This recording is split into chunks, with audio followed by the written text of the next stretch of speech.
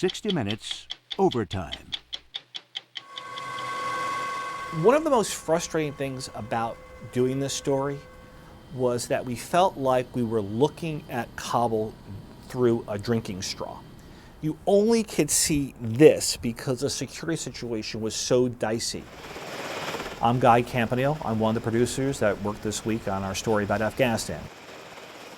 What made us go back this time was something we heard, that U.S. personnel, military and diplomats, were required to fly the short distance between the airport and U.S. NATO headquarters in central Kabul. It's a distance of only 2 miles. We went up, we went over, and we went down. Literally, you're in the air for 5 minutes or less. That's stunning. And having lived in Kabul and spent so many years there, I couldn't believe that that was the case. I mean, I used to ride on the back of a motorbike around that city, and now our own soldiers and diplomats can't use the roads. That's something you want to understand better, and you have to see it for yourself. One of the things that really made doing the story possible was a team we'd assembled to go to Afghanistan. Trying to make a story in this place right now, I'd have more like finding Jimmy Hoffa's body. Richard Butler, one of the best combat producers in the world. Andy Bass, our associate producer, who brought fresh eyes to the project. Don Lee, cameraman, extraordinary combat photographer. And Tomas Favrusa, our sound technician, who also has been to every place in the world where nobody else wants to go. It's Afghanistan. I thought everything was going to go great. Yeah. What did I tell you? Don't think. I told you it was going to be an adventure and frustration. This story was a product of how many? 16 years of covering this war? In the few days since the United Front made their triumphant entry into the city, life has changed dramatically. We have tried to go back to Afghanistan every single year.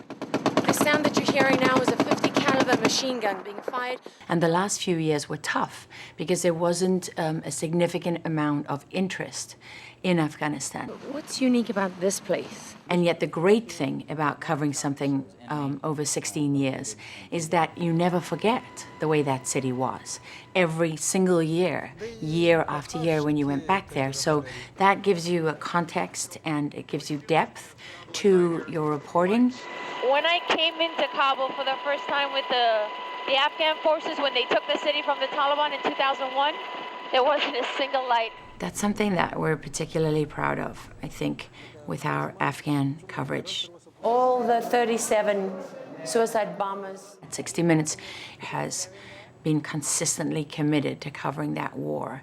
And it took a long time this time to find a story that captured everyone's attention, and this one did. What I noticed from 2014 to now is that the blast walls didn't just double in size. In some places, they tripled in size. It's very claustrophobic, and it's very frustrating, too, because here's this extraordinary place and fascinating people, and all I want to do as a reporter is go out. You just want to jump out of the car and talk to people about their lives, and we just couldn't do that. Our security didn't want us out of the car for more than 5 minutes on a street. The risk of driving on the roads is significant for every Afghan living in that city. The biggest threat right now are what they call magnetic IEDs.